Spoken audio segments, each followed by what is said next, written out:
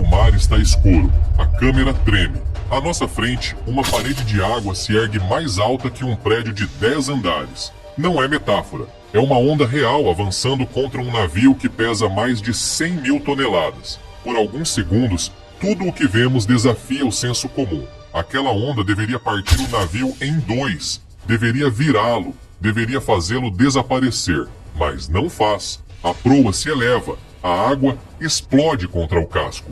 O convés se inunda por um instante, e então o navio segue avançando como se nada extraordinário tivesse acontecido. Para quem observa da terra, isso parece impossível. Para quem nunca esteve em mar aberto, parece quase um truque visual. Se essa mesma onda caísse sobre um prédio em uma cidade, seria um desastre. Então, por que não é quando atinge um navio? E aqui começa o verdadeiro mistério, porque não estamos falando de ondas normais. Estamos falando de forças capazes de dobrar aço, de impactos que superam o que qualquer estrutura em terra teria de suportar. E ainda assim, os grandes navios não apenas resistem, na maioria das vezes saem ilesos. Mas preste atenção nisso. Não é porque o mar seja menos perigoso do que parece. É porque os navios são muito mais complexos do que imaginamos. Durante décadas vimos imagens de navios atravessando tempestades, cruzando mares revoltos e enfrentando ondas gigantes sem afundar. E sempre surge a mesma pergunta: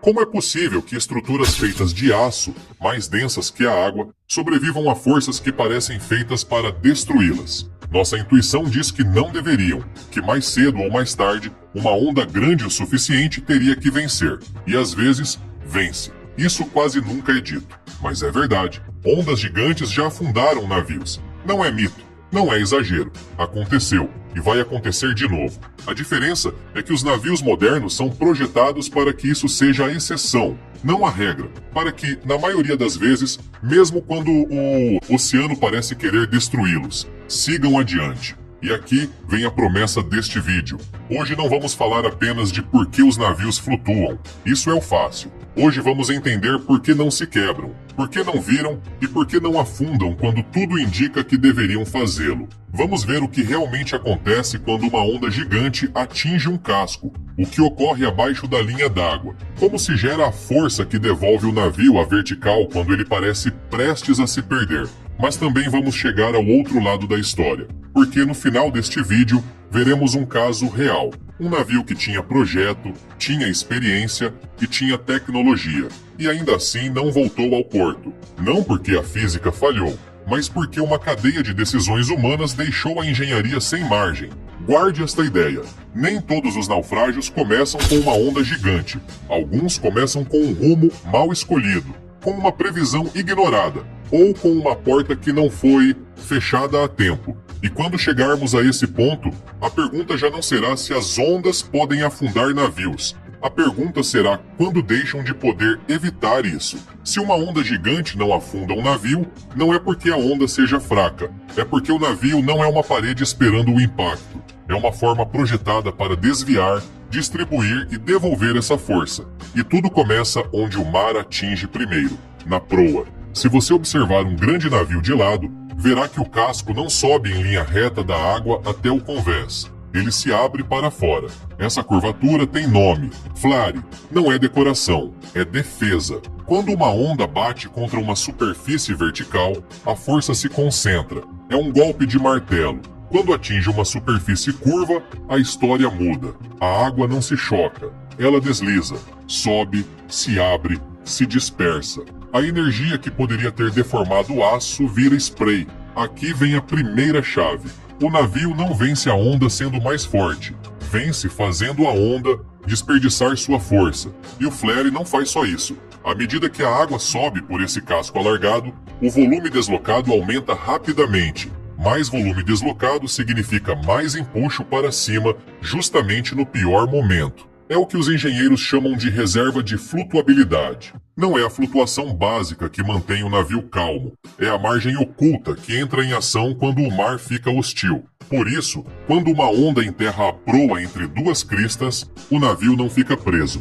Quanto mais afunda, mais forte empurra para cima, sem motores, sem eletrônica, sem ordens humanas. Apenas geometria trabalhando contra a gravidade. Mas a proa não é a única peça do quebra-cabeça. Se você observar a silhueta de um navio de perfil, vai notar que o convés não é totalmente reto. Ele se eleva levemente em direção à proa e à popa. Essa curva se chama shear e cumpre uma função crítica: ganhar altura onde o mar tem mais chance de subir a bordo. Mais altura significa mais margem antes que a água comece a entrar onde não deve.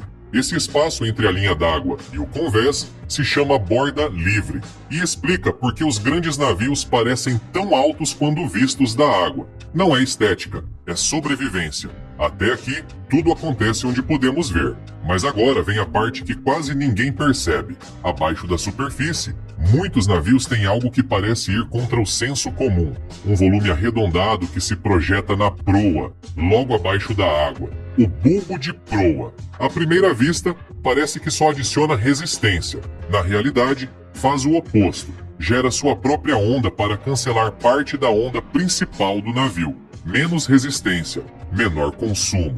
Mas em mar agitado, o bulbo faz algo ainda mais importante. Ele adiciona volume exatamente no ponto onde o navio tende a enterrar a proa. Mais volume significa mais empuxo para cima quando o casco começa a afundar entre duas ondas. É como colocar um flutuador invisível no lugar mais crítico. E aqui surge uma ideia-chave. O casco não é um recipiente passivo que aguenta impactos. É uma máquina hidrodinâmica projetada para redirecionar forças. Cada curva, cada ângulo, cada centímetro de aço cumpre uma função que só se torna evidente quando o tempo piora. Em calmaria, o navio parece apenas grande. Em uma tempestade, revela o que realmente é: um sistema de defesa contra o oceano. Mas, ainda assim, tudo isso continua parecendo magia, porque o aço não flutua. Um bloco maciço de aço é 8 vezes mais denso que a água. Você o joga no mar e ele afunda. Então, como algo feito quase totalmente de aço pode pesar 100 mil toneladas e se manter na superfície? A resposta é simples e brutal. Não flutua o material, flutua a forma. O casco é uma carcaça oca cheia de ar. Quando entra na água, não empurra a água para baixo, ele a afasta.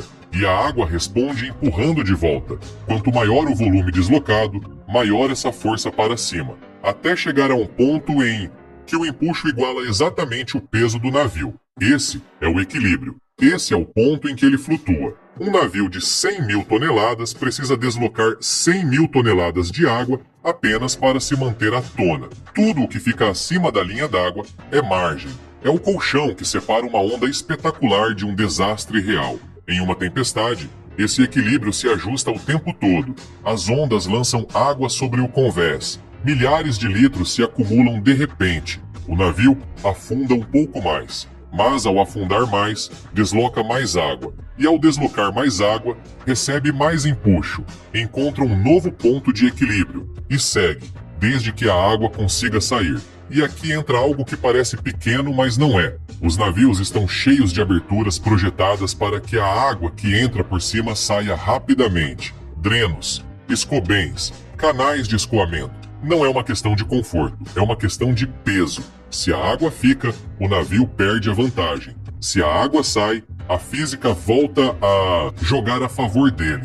Até agora vimos como o casco evita que a onda o destrua, mas isso é apenas metade do problema, porque resistir a uma onda não é só questão de flutuar, é questão de não virar. E é aí que a história fica ainda mais interessante. Até agora vimos como o casco evita que uma onda destrua o navio, mas isso responde apenas a metade da pergunta, porque um navio não pode perder apenas por se quebrar, também pode perder por virar.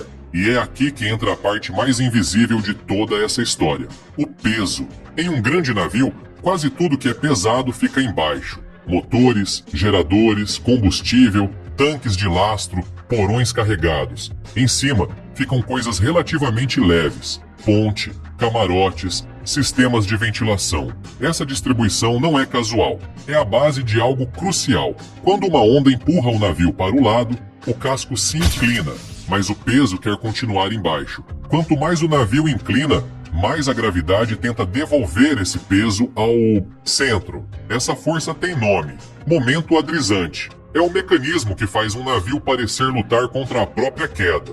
Incline um pouco e ele empurra de volta um pouco. Incline mais e ele empurra de volta com mais força. Por isso, em uma tempestade, é possível ver navios atingindo ângulos que parecem impossíveis. 30 graus, 40, até mais. Por fora, parece que não há retorno. Por dentro, a física ainda está trabalhando. E aqui vem o primeiro ponto-chave. Nem todos os navios se corrigem da mesma forma.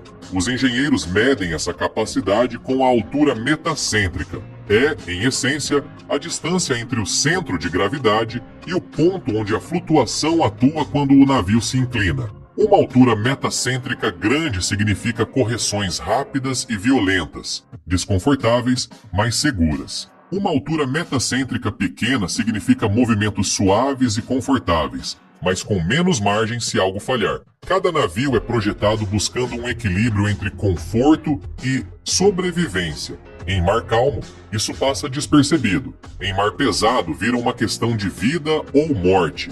Mas há um limite que nenhum projeto pode ultrapassar. E aqui vem o primeiro reset de atenção. Até agora falamos do que acontece fora do navio. Mas o que realmente é perigoso começa quando o problema entra dentro. Porque o pior inimigo de um navio não é uma onda do lado de fora. É a água que entra e fica. Quando a água começa a se acumular dentro do casco, tudo muda. Esse peso fica em cima, exatamente onde não deveria estar. O centro de gravidade sobe. O momento adrizante enfraquece. O navio já não luta da mesma forma para voltar à vertical. Cada balanço é um pouco pior que o anterior. É assim que começam os capotamentos reais. Não com uma onda espetacular, mas com uma perda lenta de estabilidade. Por isso, em tempestade, a integridade estanque é sagrada. Portas fechadas, escotilhas travadas, ventilações protegidas. Não importa o tamanho do navio. Um único ponto por onde a água entra pode mudar tudo. Mas mesmo quando a água fica do lado de fora, o casco continua sob uma pressão brutal. Porque um navio não é uma rocha flutuando, é uma estrutura viva que se move com o mar. Imagine um navio atravessando grandes ondas. Quando uma crista passa pelo centro do casco, a parte central fica elevada e a proa e a popa ficam suspensas no ar. O navio se curva para cima, como uma banana. Isso se chama hogging. Alguns segundos depois, as cristas ficam sob a proa e a popa, e o centro fica suspenso. O navio se curva para baixo. Isso é sagging. Esse ciclo se repete continuamente, centenas, milhares de vezes por dia em uma tempestade forte. As forças são tão grandes que quebrariam qualquer estrutura rígida. Por isso, os navios não são construídos como blocos sólidos. São construídos para flexionar, para distribuir o esforço entre milhares de junções, cavernas, reforços longitudinais e a quilha que percorre todo o fundo como uma coluna vertebral de aço. Em condições extremas, um grande navio pode flexionar vários metros entre a proa e a popa. Por dentro, dá para ouvir o estalo do aço, o gemido das juntas, o casco inteiro respirando no ritmo das ondas. E aqui vem o segundo reset, porque o verdadeiro perigo não é uma onda isolada, é o ritmo das ondas. Se as cristas chegam com a mesma cadência da frequência natural de flexão do navio, acontece algo parecido com empurrar um balanço no momento exato. Cada empurrão soma energia ao anterior. Não se anulam, se acumulam. Isso se chama ressonância. Em um navio, a ressonância concentra esforços sempre nos mesmos pontos, normalmente perto do centro do casco. Não quebra de uma vez, fatiga, enfraquece. Até que, após ciclos suficientes, o aço cede. É assim que alguns navios se partiram em dois. Não por uma onda monstruosa, mas por uma sequência perfeita de ondas normais que chegaram no pior momento possível. Para ganhar tempo diante de tudo isso, os navios contam com uma última linha de defesa, a compartimentação. O interior não é um espaço vazio, ele é dividido por anteparas estanques. Se uma seção se inunda, as outras podem permanecer secas. Um navio projetado como 2 compartimentos pode perder 2 seções completas e continuar flutuando. Não é invulnerabilidade, é margem, tempo para reagir, tempo para bombear, tempo para escapar. E aqui entra algo que nenhuma equação consegue garantir: o fator humano. Porque até agora falamos de formas, pesos e forças, mas nenhum navio se salva sozinho. Antes da tempestade chegar, já existem decisões que estão definindo o desfecho. Que rumo escolher? Que velocidade manter? O que assegurar no convés? Que portas fechar? Que tanques encher ou esvaziar? Em uma tempestade real, a diferença entre um susto e um desastre muitas vezes não está no casco, está no que a tripulação faz. E para entender isso de verdade, precisamos ir a um caso onde tudo isso foi posto à prova, onde a engenharia era suficiente para resistir ao mar, mas as decisões humanas não foram. É isso que vamos ver agora. Tudo o que vimos até aqui explica por que os navios costumam sobreviver a tempestades que parecem impossíveis. Projeto, física, margens de segurança, tripulações treinadas, sistemas pensados para que, mesmo quando tudo dá errado, algo continue funcionando. Mas há momentos em que essa cadeia se rompe, não porque a engenharia falhe de repente, mas porque uma decisão humana a deixa sem margem. Em 29 de setembro de 2015, o cargueiro El Faro saiu do porto de Jacksonville rumo a San Juan, Porto Rico. Era uma viagem rotineira, uma rota conhecida, um navio experiente. Nada indicava que seria diferente das anteriores. A centenas de quilômetros mar adentro, um sistema tropical chamado Joaquim começava a se formar. Naquele momento, não passava de uma tempestade. Os modelos indicavam que giraria para nordeste, como quase todos os ciclones do Atlântico. O capitão traçou uma rota que passava ao sul de sua trajetória prevista, perto, mas supostamente segura. E aqui aparece a primeira fissura. O oceano não segue planos. Joaquim não virou para nordeste, virou para sudoeste. E fez isso enquanto se intensificava a uma velocidade brutal. Em poucas horas, passou de tempestade tropical a furacão de categoria 3, com ventos de mais de 180 km por hora, com ondas que superavam 12 metros. El Faro continuava avançando direto em direção a ele. Na ponte começaram as dúvidas, oficiais questionando a rota, preocupação com a idade do navio, com a força real do sistema. O capitão decidiu manter o rumo. Mais tarde se soube que usava dados meteorológicos desatualizados. No próprio navio havia informações mais recentes, disponíveis por satélite. Ninguém as estava consultando. A tecnologia estava ali. A decisão não acompanhou. Na madrugada de 1º de outubro, El Faro entrou na zona mais perigosa do furacão. As ondas atingiam o navio de través. Ele começou a adernar de forma constante. Não era um balanço normal. Era uma inclinação que já não se corrigia totalmente. Em algum momento, uma pequena escotilha ficou aberta ou cedeu sob a pressão. A água começou a entrar nos porões. Não foi uma falha espetacular.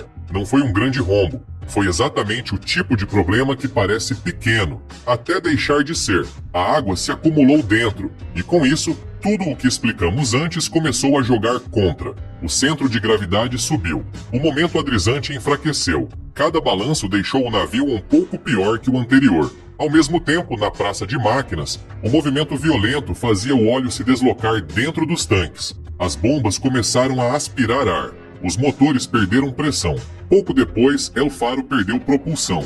Sem motores, um navio em tempestade fica indefeso. Ele já não consegue manter a proa contra as ondas. Começa a ficar de lado, e esse é o pior ângulo possível. As ondas já não levantam o casco, elas empurram lateralmente. O adernamento aumenta, a água entra com mais facilidade. É uma espiral que se acelera sozinha. Às 7h30 da manhã, o capitão pediu socorro pelo rádio. A inclinação já ultrapassava 15 graus e continuava aumentando. Ele deu a ordem de abandonar o navio. Mas abandonar um navio no meio de um furacão não é como nos exercícios. El Faro possuía botes salva-vidas abertos, um projeto antigo permitido por ter sido construído antes de a norma exigir botes fechados. Com ventos de mais de 100 km por hora e ondas de 12 metros, esses botes não eram uma saída, eram uma sentença. Ninguém sobreviveu. 2 anos depois, as equipes de resgate recuperaram o gravador de dados a quase 5.000 metros de profundidade. O registro de voz da ponte documentou as últimas horas, conversas reais, dúvidas, tensão, silêncios. A investigação posterior foi clara. Não houve uma única causa. Houve uma cadeia de falhas. Procedimentos meteorológicos obsoletos. Falta de supervisão da empresa. Um navio envelhecido com sistemas críticos sem modernização. Normas que permitiam manter equipamentos de salvamento já ultrapassados. E decisões que não foram corrigidas a tempo. A física que mantém um navio flutuando não negocia. As ondas não esperam, mas muitas tragédias começam muito antes de a tempestade chegar. E aqui está a conclusão incômoda. Os grandes navios não sobrevivem às ondas gigantes porque sejam invencíveis. Sobrevivem porque combinam projeto, física e disciplina operacional dentro de uma margem muito específica. Enquanto tudo isso funciona, parecem imparáveis. Quando uma única peça falha, até o aço de 100 mil toneladas se torna frágil. Então, da próxima vez que você vir imagens de um navio atravessando ondas que parecem impossíveis, lembre-se disso. Você não está vendo um milagre, está vendo o resultado de milhares de decisões corretas acumuladas ao longo de décadas. E quando vir a história de um navio que não voltou, lembre-se do contrário. Nem sempre foi uma onda que o afundou. Às vezes foi um rumo que nunca deveria ter sido tomado, um dado que não foi revisado, ou uma porta que não foi fechada a tempo. Esse é o verdadeiro limite da engenharia naval. Não está no tamanho das ondas, está no momento em que deixamos de ouvir o que a física já estava nos alertando.